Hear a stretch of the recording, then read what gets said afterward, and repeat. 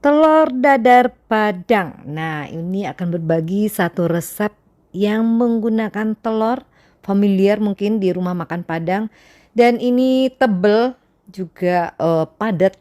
Nah, rahasianya bagaimana cara memasaknya? Kita langsung aja ke cara membuatnya. Selamat menonton, jangan lupa subscribe dan like juga video ini. Pertama, teman-teman siapkan dulu di sini wajib pakai daun bawang.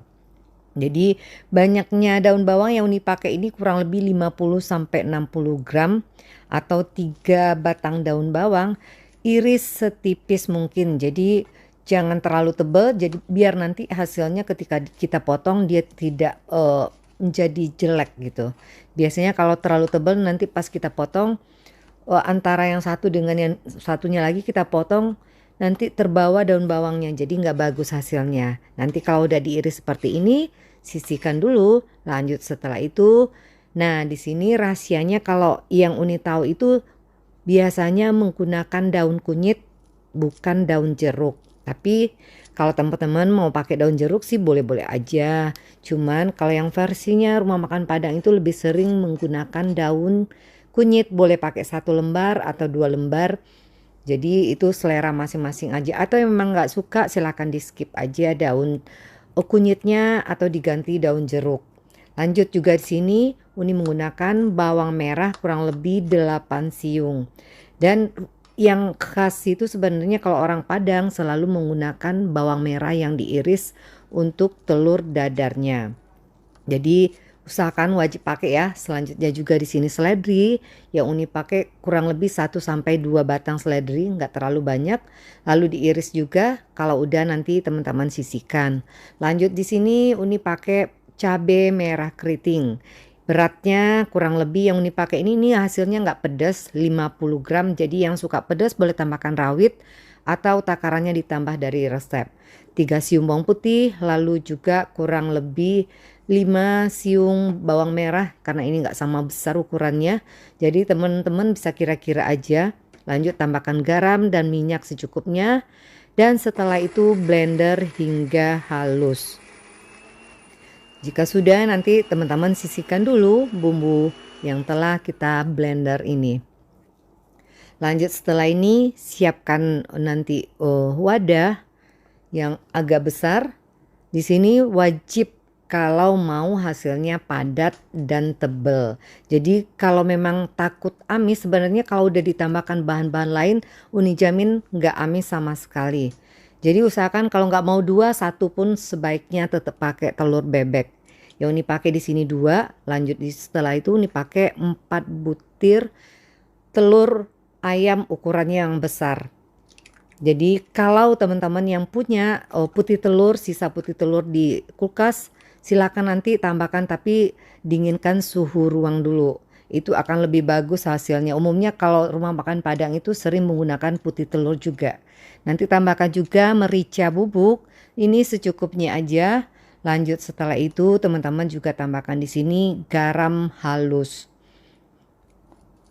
Nanti boleh sebenarnya untuk bumbu halus teman-teman mau pakai kemiri sedikit boleh juga ya. Dan seterusnya tambahkan 1 sendok makan tepung beras. Lalu 2 sendok makan tepung terigu. Ini pakai yang protein sedang. Jadi yang nggak mau pakai tepung beras sebenarnya juga nggak apa-apa. Cuman kalau pakai tepung beras itu hasilnya lebih memadat. Lanjut setelah itu nanti teman-teman bisa di mix dulu, dicampur dengan menggunakan whisk aja atau dengan garpu juga nggak apa-apa sampai nanti gumpalan-gumpalan tepungnya sampai benar-benar nggak ada lagi. Jadi sampai benar-benar halus. Jadi kalau yang nggak bisa sampai halus gitu nggak apa-apa, nanti teman-teman silakan saring aja pakai penyaring juga nggak apa-apa. Yang penting hasilnya sampai halus nggak ada tepung yang menggumpal lagi. Nah kalau udah seperti ini kita lanjutkan penambahan dengan bumbu yang telah kita blender tadi. Sebenarnya ini boleh juga teman-teman tambahkan bubuk kunyit sedikit kalau mau warnanya lebih cerah silakan aja. Kadang Uni juga pakai. Jadi nanti warnanya itu akan lebih bagus juga karena ini lumayan banyak cabai merah keritingnya jadi Uni nggak tambahkan lagi. Lalu kalau udah rata setelah tambah bumbu yang dihaluskan tadi, teman-teman silakan tambahkan yang kita iris, bahan yang diiris semuanya. Jadi kalau apa ya, di sini penambahan bumbu yang diiris ini semakin banyak juga nanti hasilnya akan menjadi tebal juga. Jadi kalau makin sedikit itu akan membuat telurnya juga nanti nggak begitu tebal. Jadi banyak faktor sebenarnya di sini. Jadi kalau mengaduknya ini jangan sebentar udah rata langsung berhenti, jangan, sebaiknya biarkan dulu sedikit bawangnya pecah-pecah setelah kita iris, jadi menyatu dengan telurnya. Itu akan membuat telurnya juga nanti tidak amis. Biasanya yang bikin amis itu bumbu dengan telurnya belum merata. Jadi aduk aja dulu sebentar. Kalau udah nanti di sini juga tambahkan kaldu bubuk jika suka, atau boleh di skip, atau mau tambahkan micin silakan tambahkan juga jika diperlukan. Nanti aduk sebentar aja setelah masuk kaldu bubuk, atau kaldu bubuknya tadi pas menambahkan garam juga nggak apa-apa. Lanjut di sini gunakan wadah, kalau sebisa mungkin punya teflon pakai teflon. Tambahkan minyaknya nggak perlu terlalu banyak ya kalau untuk ini. Lalu nanti ini goreng, gunakan di sini apinya yang paling kecil agar nanti matangnya merata, di bawahnya nggak hangus, jadi di tengahnya tetap bisa matang. Yang buat teman-teman yang nggak punya wajan seperti ini, sebenarnya nggak apa-apa pakai kuali juga, cuma mungkin ketebalannya nggak merata. Nah di sini sebaiknya jika punya 2 teflon, untuk membaliknya teman-teman gunakan teflon yang satu lagi yang ukurannya hampir sama besar. Nanti kalau udah tinggal dibalik seperti ini. Jadi di bawahnya tetap nggak ada yang hangus juga nanti. Nanti begitu juga sebaliknya, teman-teman putar-putar aja biar rata matangnya antara sebelah kanan dan kiri. Biasanya kadang kan api nggak sama. Nanti balik lagi dengan membalikannya dengan teflon yang satu lagi. Ya begitu. Jadi nanti sebenarnya gampang. Kalau nggak punya teflon silakan pakai wajan biasa aja.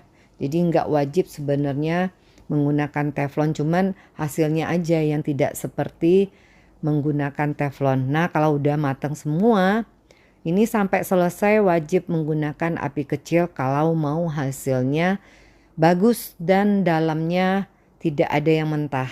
Nah seperti ini setelah kita angkat dari wajan. Lanjut setelah itu teman-teman nanti bisa pindahkan ke piring saji.